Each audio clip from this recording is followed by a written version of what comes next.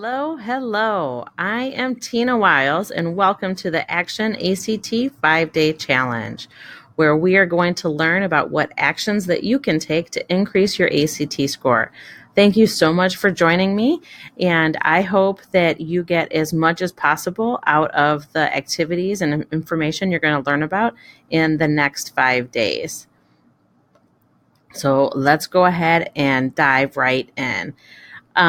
Before we start on the video, going through this presentation, I just want to let you know that where you are watching this video, there is a spot to download the worksheet that goes along with this video. So you could go ahead and take the time to download that now and print it out, or just leave it open elsewhere on your computer and go back and forth and kind of take notes as I'm going through this. All right. So a little bit about me. Like I mentioned, I'm Tina Wiles. I am the slayer of ACTs. I have been tutoring ACT for over 12 years and have a crazy passion for this test. And I know that makes me sound a little insane, but I hope that my knowledge and what I've learned can help you increase your score as fast as possible and get that score up as high as we possibly can. I found out you could take the ACT at any age, and so I have taken the test several times, sitting there with all the juniors, and I am proud to say that I have scored 36 several times, and when I haven't scored a 36, I have scored a 35. So let's go ahead and start talking about why the ACT is so important. So my opinion, there are two main reasons that you should care about increasing your ACT score. The first one is the higher your ACT score, the more options you're going to have for college. And the second is the higher your score, the more money you can earn for college. And there is nothing better than free money.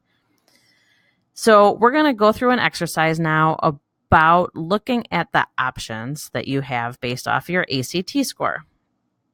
So what I want you to do is to go to the website. Oh, I was goofing around a little bit here, trying to make sure everything worked.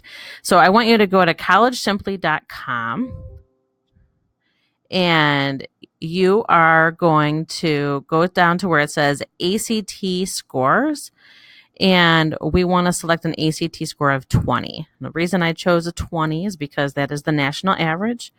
And then down where it says college location, I want you to leave it for all states for right now. So when I pull this up, it's going to show me all of the colleges, and you can kind of scroll down and see all of the colleges for getting a 20. And as I'm scrolling, I hope you're noticing a couple of things. This color changes in this middle column over here. Orange is reach, the lime green is average, and the other green, here we go, means that you have a good chance of getting into that college. So kind of as I scroll through, I'm coming down to the bottom because I want you to see that there's 880 colleges that I would have at least an average, well, a reach chance of getting into those schools. Some other information that's on here that can help you is it has the 25th percentile and the 75th percentile. What those actually mean is that 50% of the students that are getting into whichever college or university you're looking at are scoring between those two scores. So there are people that get in that score lower, and there are people that get in that score higher.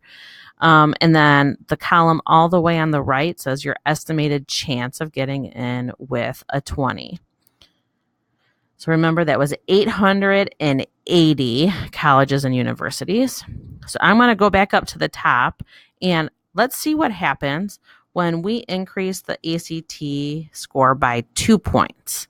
So it is fairly common to increase by 2 points with doing some practice and getting to know why you're getting questions wrong.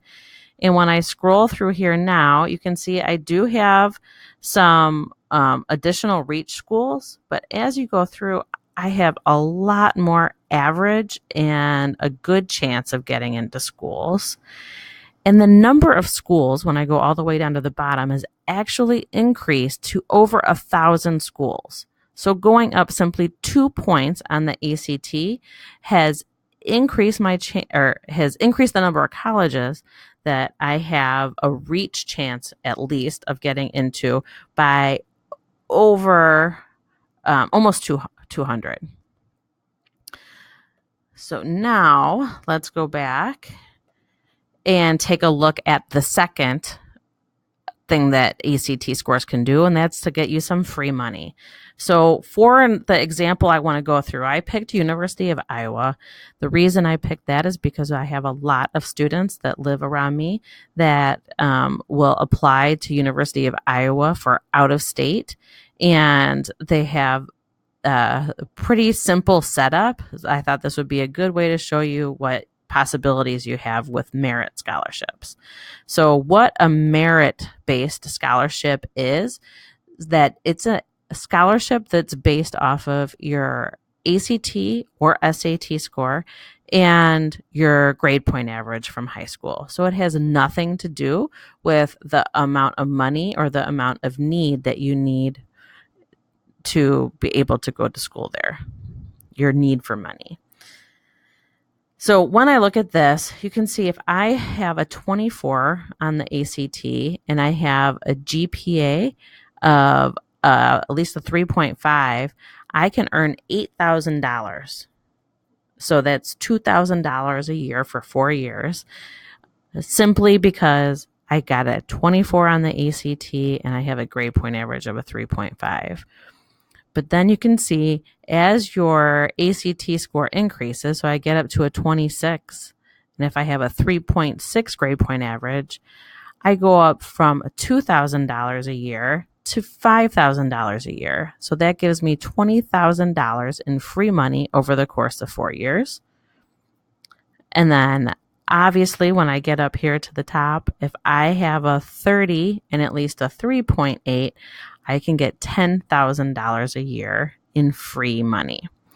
So take a couple minutes and reflect on the questions that I have there for the money exercise. Do you fit on the University of Iowa chart? Would improving your score get you more money? And because you might not be interested in University of Iowa, what you could do is Google the name of a school that you are interested in and add merit scholarships at the end of the search phrase. So say I did Valparaiso merit scholarships, and to see if they have any merit scholarships available at Valpo. So you can then get an idea of if any of the schools that you're looking at have that as an option. So thank you very much for joining me on day 1 of the challenge. I do have an assignment that I want you to do.